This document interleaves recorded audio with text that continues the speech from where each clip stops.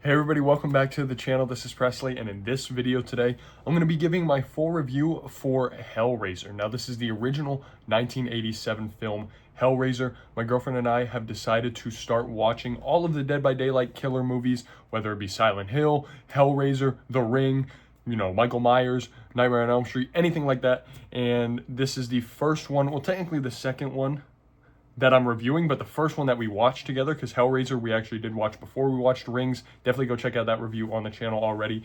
But yes, Hellraiser. Before I got into it, I didn't realize that this movie was overly sexual. It's basically about sexual pleasure and sexual pain. I did not know that, but having gone into it, and then after seeing that, it's a little bit weird. I feel like this movie does some things that are a bit too weird for me. There's a lot of odd things going on that I don't want to spoil, but overall, the setting of this movie, a little bit weird. I will say, one thing right off the bat that I really did enjoy about this film is the practical effects. One of my favorite things about movies made in the 70s, even some of the 60s, the 80s, is the use of practical effects and no reliance on CGI. I really think that this is a very effective way to create films. It gives it a sense of realism that you just simply can't achieve with CGI because it looks a little bit more cartoonish and fake. And yeah, Hellraiser, one of the best aspects of the entire film, probably the best aspect of the entire film, is the practical effects, the gore effects, the blood effects, things like that. I think it looks great, and it creates a super effective image for these Cenobites. And that's where I want to go with the next point that I want to make, which is the fact that I really dig the Cenobites' designs. I think they're cool. I think they're interesting. They're a bit creepy and odd to look at, and they all have some weird like sexual thing going on with their designs. One of them has like an open throat. One of them has like nipple piercings that like pull. Oh, it's just gross, but I love the designs. I think they're cool, and one of the coolest aspects of the film. I will say though, after watching this film, that's kind of where the good parts about this movie end for me. A lot of this movie feels very bloated, very boring, and also I think the least good part about this film for me was the acting. Besides Julia, who actually acts pretty well, and even Frank sometimes, I think their connection is pretty good, and I kind of believe their chemistry a little bit. I think the daughter's acting is pretty awful. There's a lot of horrible scenes where her line delivery is so flat, so bad, so cringeworthy, but cringeworthy in a funny way, kind of like Rings was, where it's so bad that it's entertaining.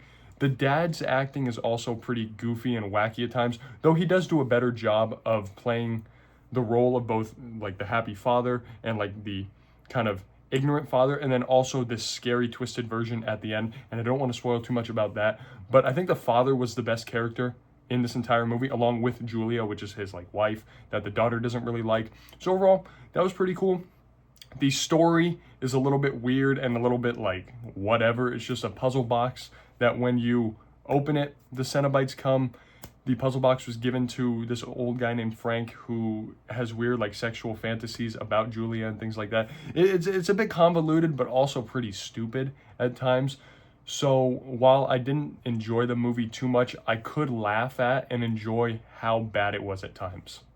Now, there are some cool scenes throughout the movie. There's some gross parts, like when the father's hand gets caught on the nail in the hallway. I think that was really gross.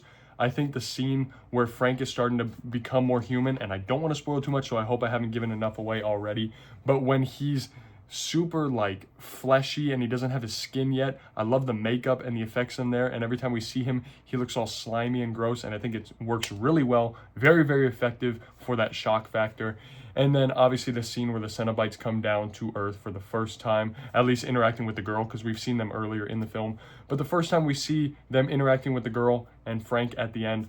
Great stuff, great scenes. I think the ending of this movie is pretty cool, where they finally find Frank again and the father in the attic of that house. I think overall, the entire end of this movie is easily the best part. Everything after the girl gets admitted into the hospital is pretty cool, despite the fact that it's a little wonky because she's just playing with a puzzle box randomly, but somehow she knows how to exactly open it and combine it to where the Cenobites come.